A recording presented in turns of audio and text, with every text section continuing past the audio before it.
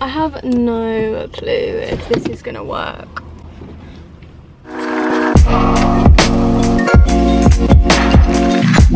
I have had absolutely no luck with car tripods. You buy ones that apparently suck to the dashboard and they just fall off when you're driving and break your camera. Yeah, so we're on to this one. No idea if it's gonna work, but you know, whatever. I'm driving to Cambridge. I thought I'd do a little drive with me because I actually love watching those videos. They're actually my favourite type of videos to watch.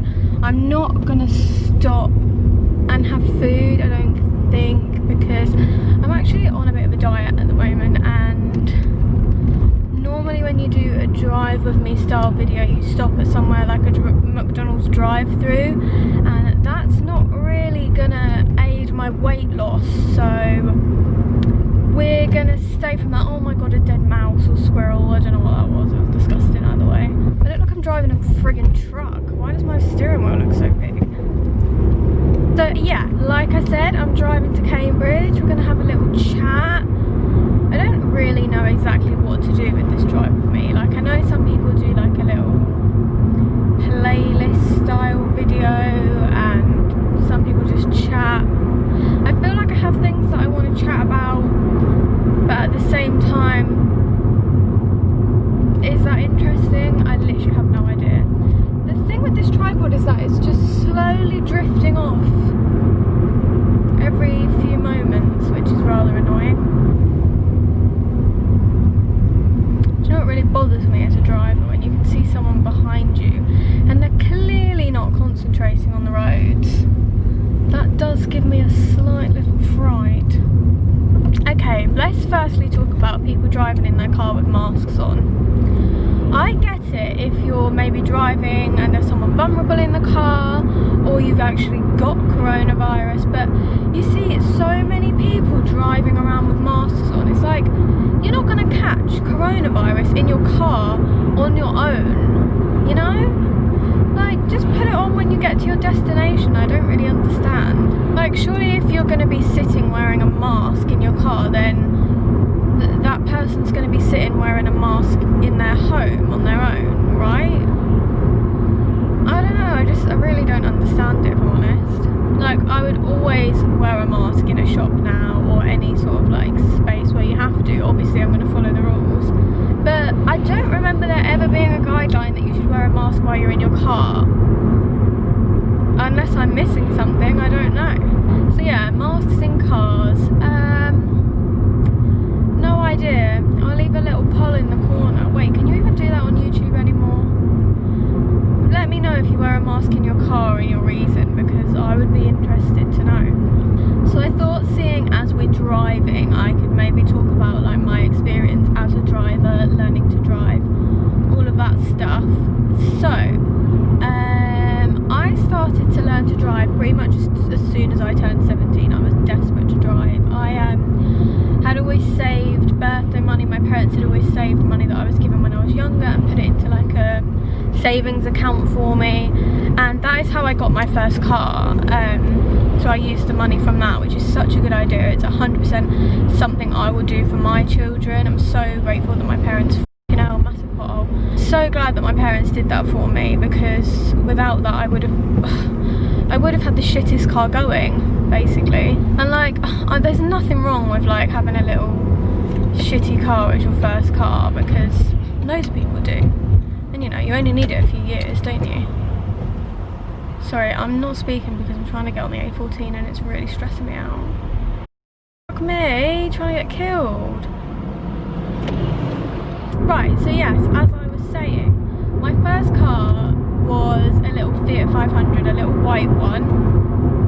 God, I don't like this man behind me, he's a fucking crazy man. If you work for Direct Sealants, one of your drivers is mental. Shit in hell. Love it when a stone hits my windows. Excellent. So yes, my first little car was a Fiat 500. I absolutely thoroughly loved it. It was an amazing little find. It was just under 4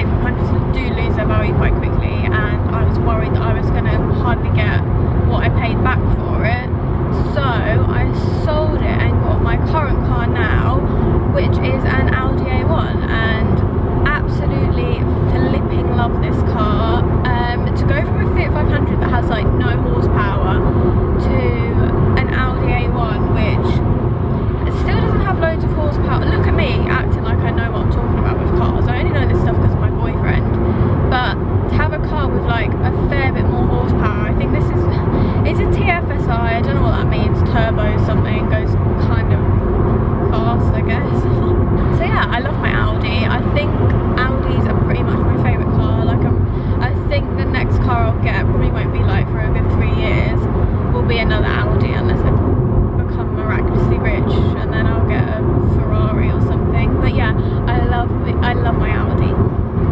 So yeah, like I said, I started learning to drive as soon as I turned 17. I was desperate to pass. My birthday was in May and I took my first test in October. Had the world's worst lady who took my test. She was such a cow, honestly. She just had it in for me. And I failed, sadly. What is going on here then?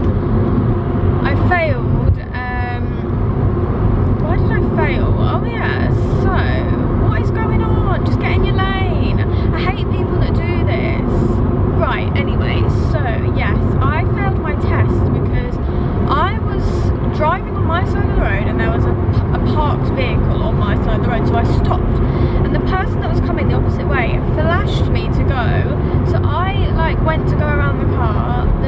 The lady that was taking my test slammed her brakes on and that's why I failed. Still to this day don't think that's right. I don't think she realised that the car flashed me and she thought I was just going to go.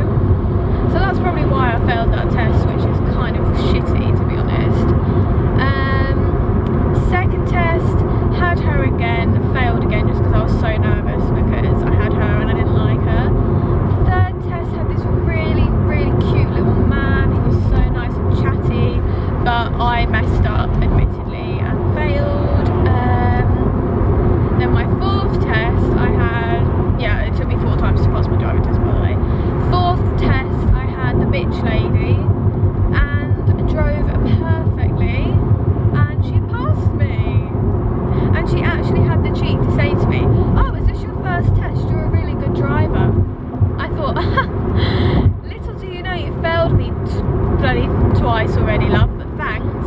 As you can see, I've whipped out my new little autumn coat for today. It's a bit of a chilly one. It says it's 14 degrees outside, which isn't like majorly cold, but quite cold, and it's raining, so let's talk about Bake Off. So I started watching Bake Off last week. I've only watched the first episode. I've got the second one to catch up on. Oh my god, if you watched it, right, I flipping love Bake Off. I watch it every year. It's just one of those like nostalgic, cozy, autumny series that I just thoroughly enjoy. Even better that Matt Lucas is on it now because he's literally my favourite person ever. He's so flipping funny. Anyway, there was a point in it where they were all putting down their cakes that they just baked onto this long table to be judged, and this girl put hers down and there was a fly, so she was like started flicking her hands all about to stop the fly getting on the food, hits the man next to her cakes onto the floor. Oh my god, I literally, you know when you have secondhand embarrassment for someone, that was me, because I would have just cried right there and then. I'm really excited to go to Home Sense, like really excited. Do you know what I just find the cutest thing in the world? And it's going to sound so friggin' pathetic if you've not got the same sort of soul as me. But driving past someone on their own, who's outside eating like their lunch or a snack, just honestly warms my heart up.